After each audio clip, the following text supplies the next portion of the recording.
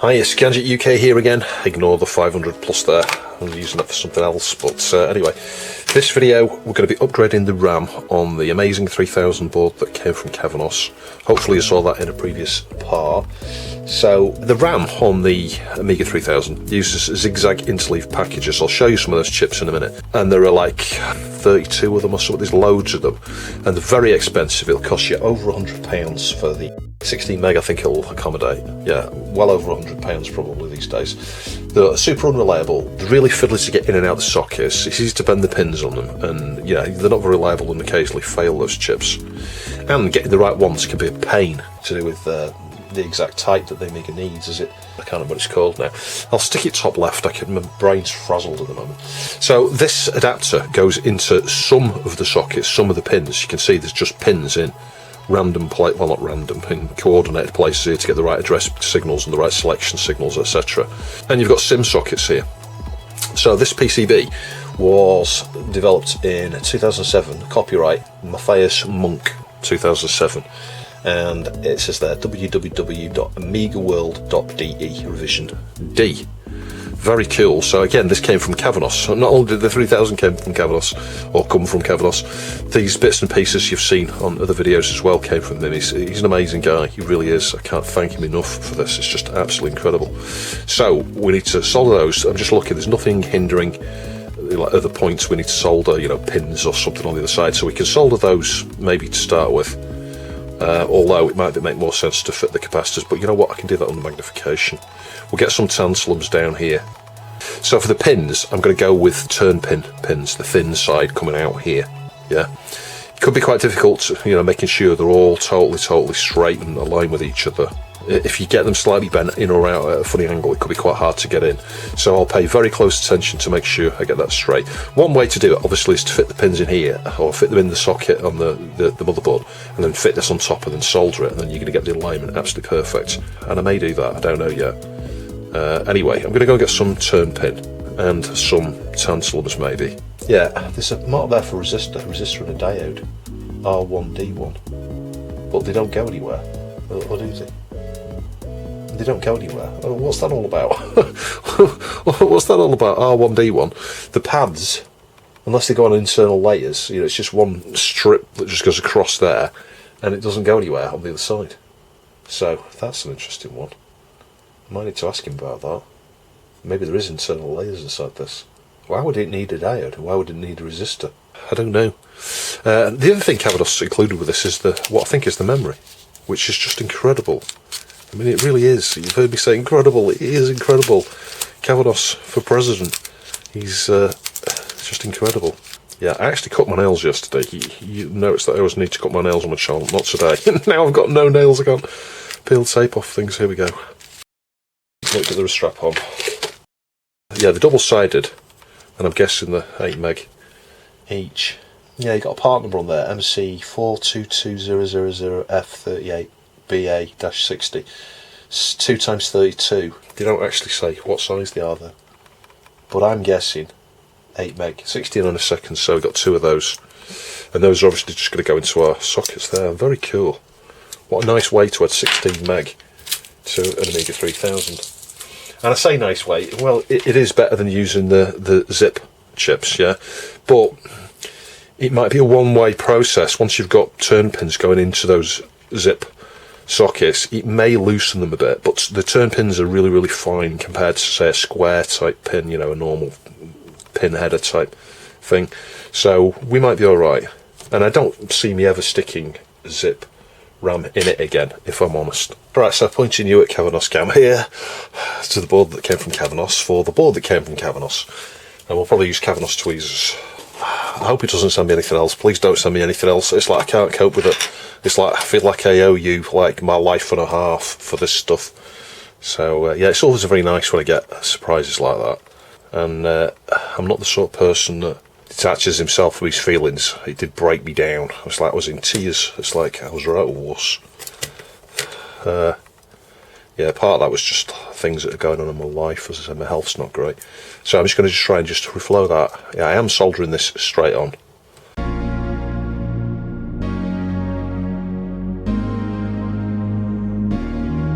So looking at that, those look nice. There's little plastic standoffs underneath, so you can literally, you know, inspect the magnifications, see those plastic standoffs touching the underside of the board. They just raise it up by, I don't know, half a millimetre or something, maybe 1 millimetre. Yeah, it looks solid, so no issues there. I'll just fly through the remaining solder points here. I won't bore you with that, but I'm just going to whiz along there and get those completely on. Right, so that did take me about 15 minutes, but yeah, we got all the solder points there. I need to clean up.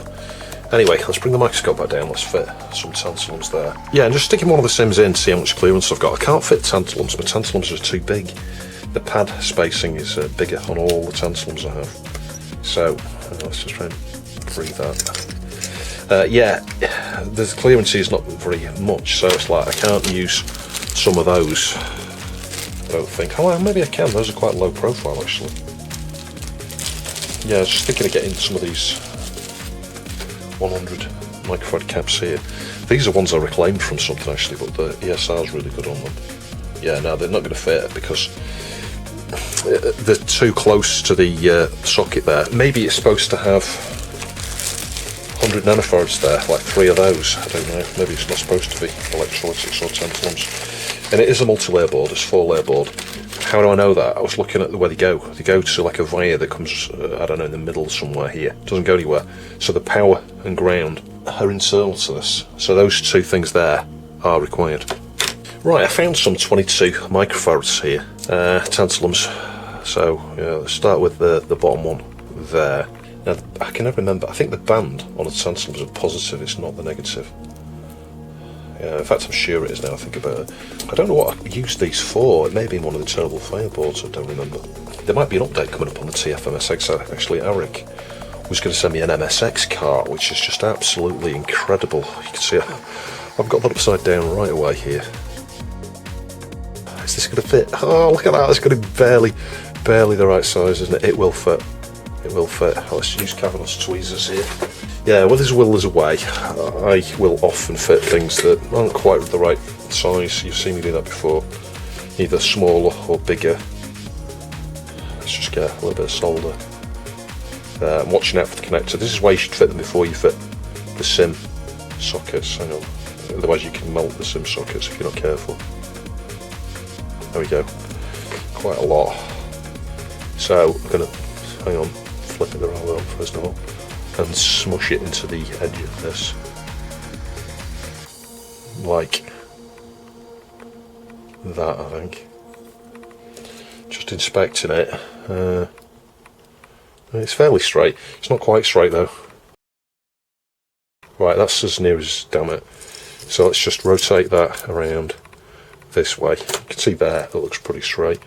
And you can see it's over the pad. This is the key. So I'm making sure I don't melt the connector here. The one on the right. Yeah, you can see it's making a good join. There, that's that. Let's go back over, hang on, where the hell are we now? Back over there. And just add a bit more here just to get the shape of it.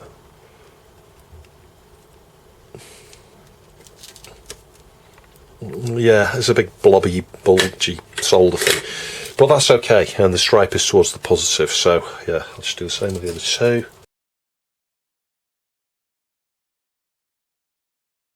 So let's just clean around there with cotton buds. Yeah, it should be 10s here, and I fit 22s. I was looking at they're on the Rabbit Hole Computing website. They sell these boards. I assume that's where Kavanoz got this from. So if you want one of these, check out the Rabbit Hole Computing website. They'll be linked down below. Those guys do some really good projects actually for the Amiga. Things like the Zulu SCSI and the Blue SCSI. Yeah, there we go. It's a wee bit smeary around there, so let's give it one more go. There we go. Pretty much super sparkly, and they look fine. Look actually fine, perfectly aligned there. So, yeah, I may as well clean up under here now. Let's clean the million solder points on these. I think on the bill of materials it showed an LED as well. I don't know where the LED goes. Oh, it's that diode, that's what that's for. Maybe that's an optional thing. I think that's to show it's powered, actually. Thinking about it. Unless it's an access thing where when it's been accessed it flashes. That's a possibility. Yeah, 150 ohm resistor I saw, and then I saw an LED, but I didn't see a diode, so I'm like, there we go. I literally just worked that out. The diode is an LED. I do have some surface mounted LEDs, so you know what, we'll do that. And I probably have some 150 ohm resistors as well, so. I've spent longer cleaning it than I have building it, to be honest. It's like, I've been at this for about 15 minutes, 20 minutes here, cleaning around these with the cotton bud. But I do like a really clean job. It's just, well, it's taking pride in your work, and it adds value to it. When someone looks at it, both sides, they're like, yeah, that's really nice and tidy. I'll give you a few more quid for that. Versus if this was an eBay sort of thing, it'd probably have flux all over the flipping thing when you bought it. And you'd look at it and dare not touch it, for fear of getting flux all over your hands. I mean, I'm talking out of turn there, because you know what, lots of things on eBay are sold really well. You know, they're really professionally manufactured. Anyway, I'm going to toothbrush now. Yeah, my 150 ohm resistor is a bit big, but I think we can surface mount this here. I'm just going to get a little bit of solder there, a little bit of solder there. And bring in the hot air.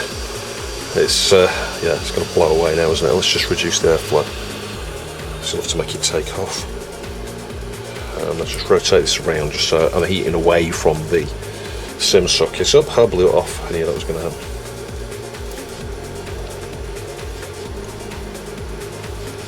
Yeah, I need to go and find LED in a minute. So I'm just going to try and squish it. You can see it's literally, it's just going to fit surface mount like that. It's going to overhang each pad. There we go. That's what I was going for. It's only the resistor for the LED. It's just limiting the current to that LED, so it doesn't matter if it's, even if it doesn't work, it doesn't matter. I don't even know what that LED is doing, to be honest. Why would we need an LED on this? It's crazy. And of course I can test from there to that via, although the via is covered with solder mask paint, can make it a bit hard to test. Right, let's just test that now. So I might need to just jab into that.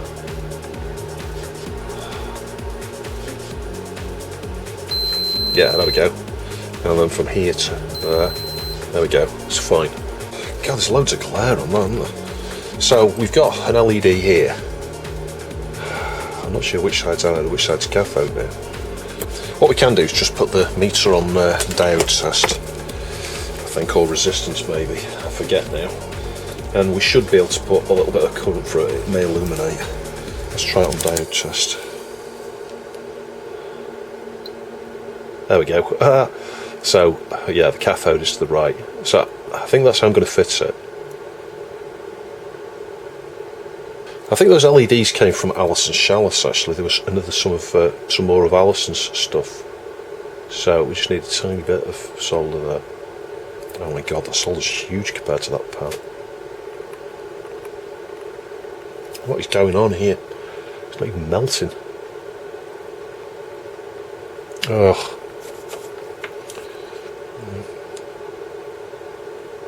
Right, that'll do. Use the tweezers. You've got to be careful with components this small, like certainly LEDs, because if you heat them for too long, well, they may no longer work. You can test it in a sec. Oh my god, it's lighting up, look. It's lighting up from the static that is on Gadget. At least I think that's what it was. I can't think of any other reason why that would illuminate. There's no power here. And I haven't got the wrist strap on right now. That shows you how charged I was.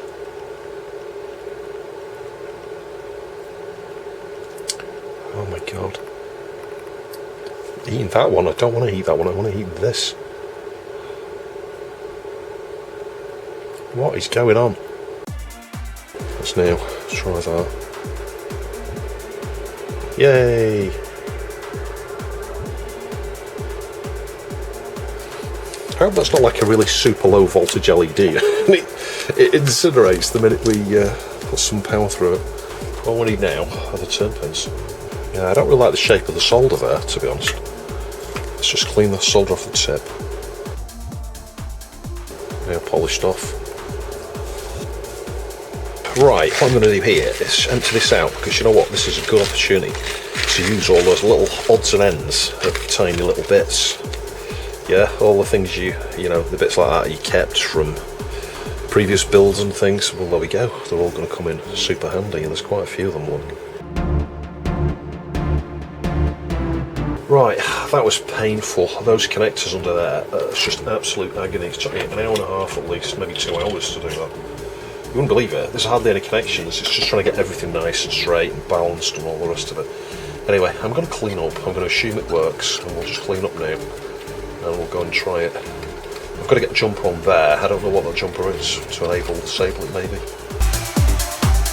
I've got this feeling it's not going to align with all the zip sockets, you know.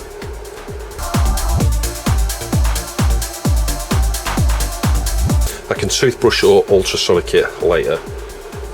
Everything kind of looks straight, but just a few just look, I'm not sure. Very difficult. So this here, it's got a square in the down position, so you know what, I think that needs to be like that. When I say square, a silhouette around the bottom 2 pins. Right, let me get the 3000 out again. Yeah, you can see some of that zip RAM here. I'm not sure if this is the stuff that Kath has kindly sent me. It was the stuff that he didn't want, you know, that wasn't quite the right type of chip. But this might be the stuff that goes on to my 2630. It's TC514402AZ-80.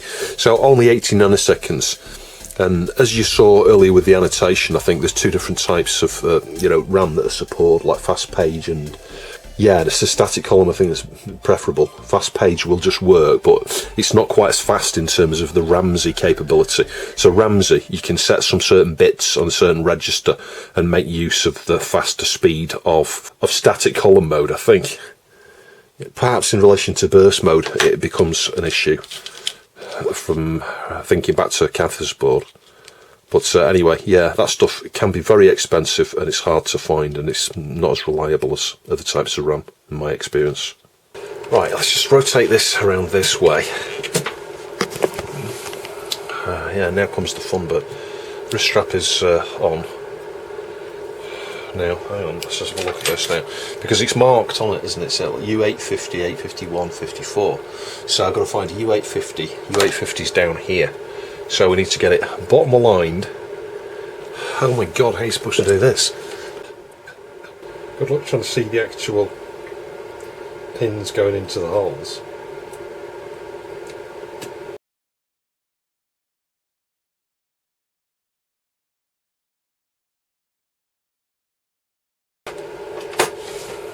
This is where I regret not sticking them in there first of all, because, well, I did get some pins bending. Right, let's try that again. I'm just going to turn the camera slightly there. Oh my god, this is going to be impossible. No wonder Kavanoz didn't want to build this. You know, it's the sort of thing that can feel like a good idea until you realise it isn't. Do you know what I mean? It's one of these.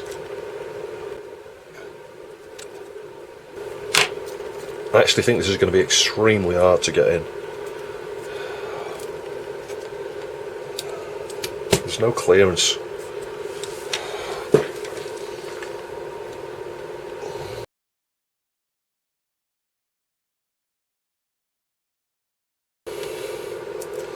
And then, like, is it lined up here? Is it not aligned up here? I don't know.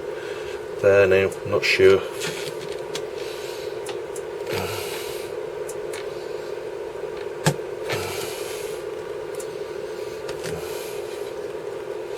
Like, do we have pins folding up here?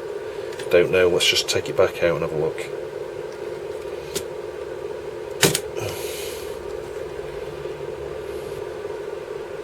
No, they all seem alright.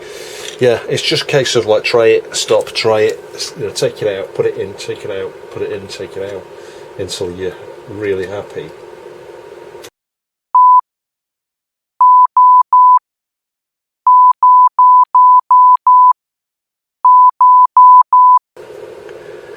There ain't no chance on hell or on earth this is going to go in here, you know. Let's just have a clean over there, see the odd particle of dust.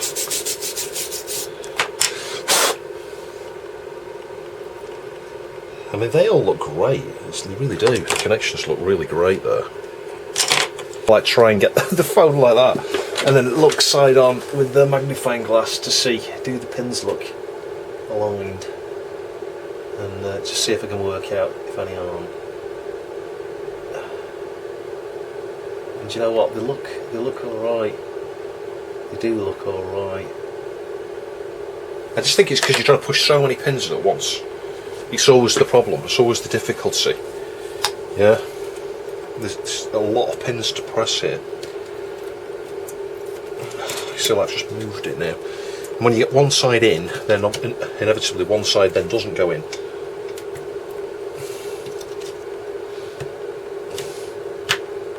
Like, did a pin fold then? I think it did. I think that was a pin folding noise. Yep, I see a folded pin. So we've now got a pin to replace, probably.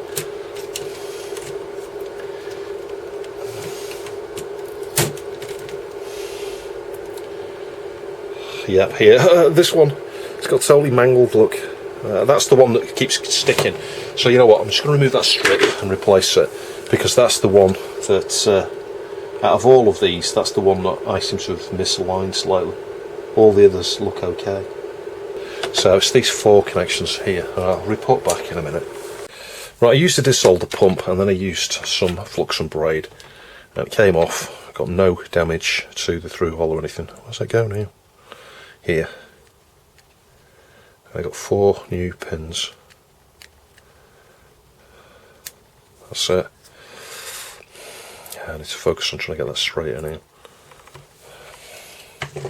Oh, trying to solder on the floor, it's unwound itself. Is this going to be the only casualty? Will it be a repeat casualty? It could be one of those where, in a minute, we find the same thing happens to the same 4 pins. They might be the next casualties here. I think I just need to just press upwards slightly like that. There we go, it's looking straighter. Right, let's try again.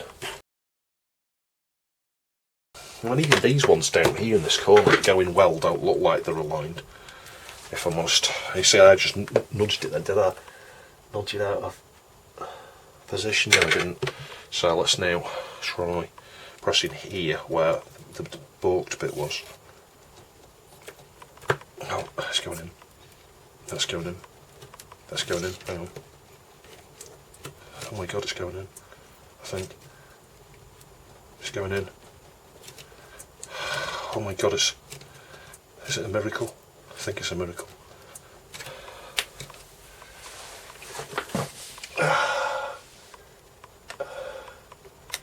Yeah, looking down the gap, I don't see any bent pins and I didn't hear anything.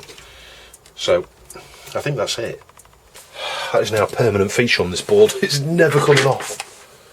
I could have removed all the zip sockets and I could have mounted that as a permanent thing.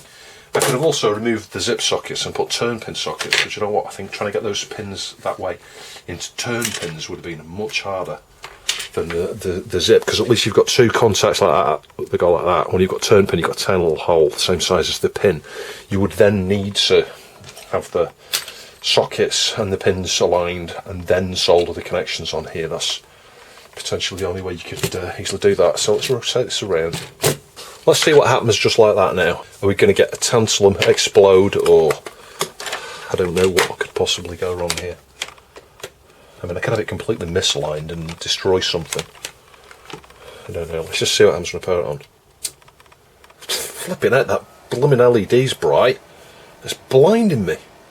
So we get a yellow screen because it needs the daughter board here. And I think I finally know why that is. It's not the resistor arrays and things, it's these 2 chips here. It thinks there's an auto config error. Right, I've got a drive connected up. I'll hold that drive up and move it out of the way in a minute. So let's get this memory in here.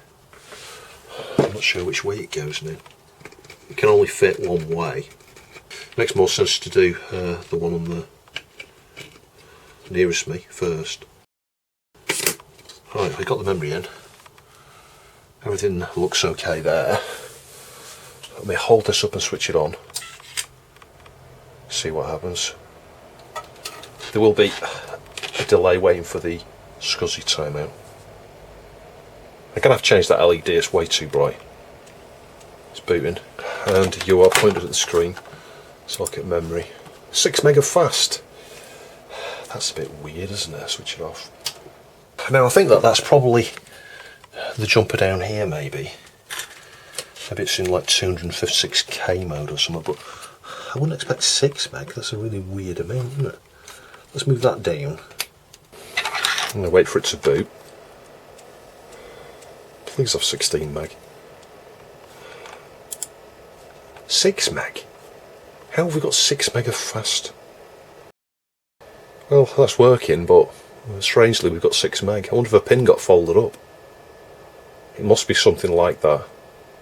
That'll explain it. We had one pin folded on the same one we just replaced. It's like, what the... You can't straighten these. Look, it snaps off. You can't straighten them. As you try straighten them, that's it. It's like, bye. The pin's bye. See ya. Right, so I need to replace that again now. Where's it gone? Yeah, so it's the exact same 4 pins here. Round and round and round we go. I'm going to have to inspect on the board. Just to maybe, I don't know, shove something in the socket.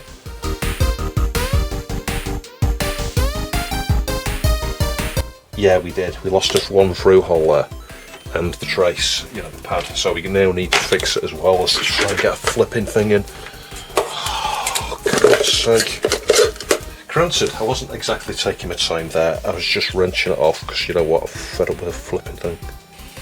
Now the problem is, the pad is on this side, so it's going to get obscured by the socket, and it goes all the way over here.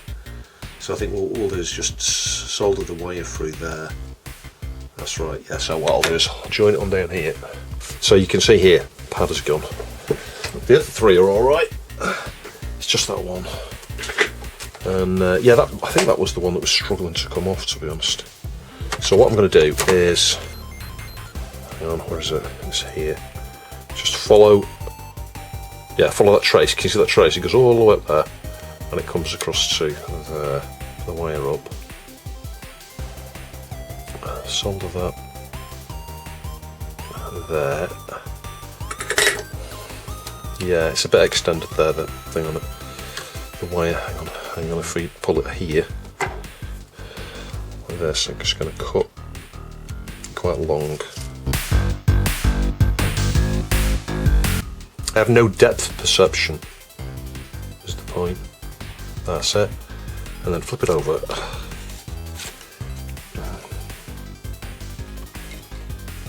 Where's the wire now? It's here. You can't even see it. It's there somewhere. That's it. Just going to pull it right up. Yeah, there we go. It's pulled right out there. And I now need to get another piece of pin strip in there. Yeah, so when one of those pins got bent off one of the first 2 tries, it damaged the socket. It pushed the pin right in, so I've had to remove one of these. It's been a mare getting that off. An absolute mare. And I think, I could be wrong, I think we can push this from its pin. Yeah, I'll show you on the microscope, but that's well deformed. Yeah, you can see what's happened. This side here has just got squished right down.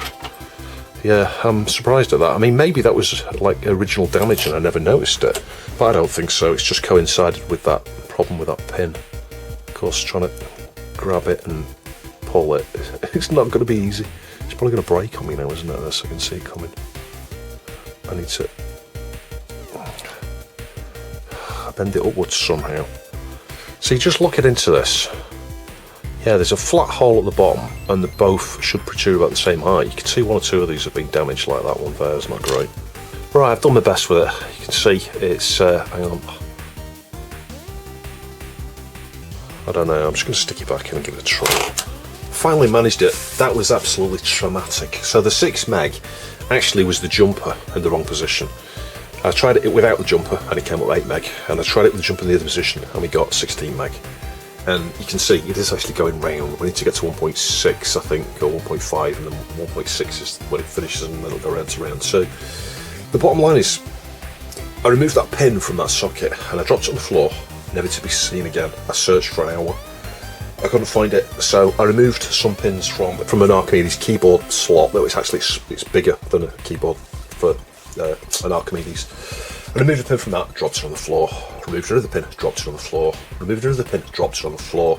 Got to the 4th pin, it's like 2 hours later. I am so fed up of dropping things on this floor, and all of them have gone. I've been on my hands and knees with a magnifying glass, with a torch. Can I find them? Can I? You know what? They just don't exist. I'm going to have another look, but anyway, so I did on the 4th, I think, or the 5th pin from the Archimedes connector. You know, it's a new one, it's not from an Archimedes, and it's bigger than an Archimedes connector, so I should stop saying Archimedes connector.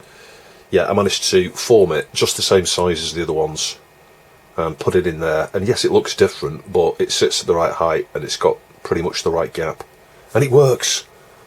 But it didn't work when I first powered it on. It still said 6 meg, and I'm like, well, it's not that connection. So you can argue I didn't actually need to fix that connection, which makes me feel even better. I've spent so much time on crap that I don't need to do. Anyway, it's mission accomplished. Yeah, we had a fixed trace on the memory board itself, and I damaged my zip socket. So yeah, and I've been totally traumatised by this mod. This has been the most annoying mod I have ever done, or upgrade, call it what you want. It's been painful, really, really painful. When it's off completely, you get 8 meg. When it's to the left, you get 16 meg. So I finally got 16 meg, but it was really sulky at booting. It would boot test kit and test the RAM out okay. What it wouldn't do is boot from hard disk at all, and it would just give me a black screen and freeze, and I'm like, oh my god, what's wrong with this now? And I thought there was a problem perhaps around Paula or something. You remember earlier we had the problems with the Vias. I thought maybe that problem had come back, but it hadn't. The actual issue was this jumper down here was in the wrong position. Apparently, if that isn't, I don't know what that is, something to do with Ramsey timing, I think. But anyway, yeah, that messed me up for hours, hours and hours and hours. I kept taking this out and inspecting, looking at the socket, going, well, the sockets are alright, and I'm sure that pin's making a good connection, and we've definitely got 16 meg now. And if there was a problem with that, how is test kit going through the whole 16 meg and going, your RAM's good? It's quite surprising though, and the number of things I did before I came to the conclusion of that jumper there. It's like, you know, testing different SCSI cards, testing different compact flash cards. I'm like, I don't get it. And I'd disable the RAM over here, you know, to remove it, and it would boot. And I'm like, it's that RAM, there's something wrong with that RAM, what's wrong with that RAM? Honestly, it's bizarre, isn't it? What is bizarre is how it booted test kit, but Workbench wouldn't. Explain that one. I don't know, there must be some different timing occurs in Workbench. It must set it into a faster mode or something, the Ramsey. I don't know. Anyway, I am so pleased. And I was up at 4 in the morning this morning, not feeling very well actually. And when I came down here, I still hadn't forgotten about all the pins, and I found the other 3 pins that I'd dropped at various points from other sockets, from the Archimedes connector, and I found the original pins. Yeah, so, or the original pin, I should say. So I've got that. I could put that back in now I've got it, but you know what, just for now I'm just going to leave it in that tape so it doesn't get lost. And I also found a 10k resistor that I lost about 3 months ago. So that actually means that as far as drops on the floor, nothing has gone missing. I have actually reclaimed every single SMD part I've ever dropped, in, you know, caps, resistors, you name it, and the pins that went missing from that yesterday. But I tell you what, I spent an hour and a half, 2 hours last night. At one point I was laughing to myself like a crazy person in here, because every time I got a new pin out, I'd start bending it, get it just the right shape, ping, it go off the floor, and I went, oh my god, and I was really stressed. It was really late, I hadn't eaten my tea, I felt really unwell, and I'm like, what am I doing? What am I doing in here messing with this stupid pin? And I just left it. It's like I said, I just left it, and then I came back after my tea and fixed the socket, and then let's say I went to bed, and then woke up at 4 in the morning and went pin hunting again. But it's amazing when you're nice and bright as I was at 4 in the morning. I found them in no time. I was just on my hands and knees with the torch and the magnifying glass, and I found them in no time. And they were far, far, far away from where I might have expected, like not under the desk where you'd think they'd have fallen. They were like well over there, right next to the fan. The fan seems to have attracted them. Yeah, you can see at the top there, 283 meg. If I go into sysinfo, you'll see that the first RAM report, the highest priority is the Ramsey RAM. So, I mean, that's the benefit of having that RAM, because you may think, what's the point? You've got the Zorro 3 RAM, but this is going to be faster. Yeah, 16 megabytes. Woohoo! There's an important point about that I'll show you just now as well. So yeah, everything is working. It's sweet. It's amazing, this 3000 board. So yeah, spot the problem. Have a think about upgrades and CPUs and things, CPU cards. If you were to put a CPU card in here now, you can't fit it. You can't fit it because of this RAM. That did cross my mind first thing this morning when I was looking for those pins. So it's a bit of a downside, that, isn't it, to this upgrade? If there were low profile SIMM things, that went like that, maybe it might just clear the tops, but these 45-degree ones, it's not going to do. And I don't think there's enough space here to have the ones like that. The gap between them is so tight here. I don't think you could do it unless you had really low profile SIMMs. I'm not even sure such SIMMs exist, that are so big. Anyway, I've got the CPU card from Kavanoz that goes the other way. It's a BFG, and he's wired it so it comes out this way. So for testing purposes, I will be able to plug that in. I'm looking forward to trying that. But my understanding is with the SD Mac at the moment, it doesn't work with some, if not most, CPU cards other than the stock 68030s, etc. But I'm sure that'll get fixed with time. So a million thanks to Kavanoz again. You can see at the moment it's out of the 3000 board. You may be thinking it traumatised me so much that I had no choice but to remove it. But no, Kavanoz has actually created a new board and sent me that board to replace this and fix one of the issues with it, the clearance issue with the CPU card coming here and not being able to fit in this area.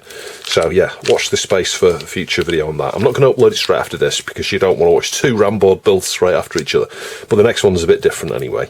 But yeah, you can see it's ended up okay. All the pins are good. Got these little things here just to protect it.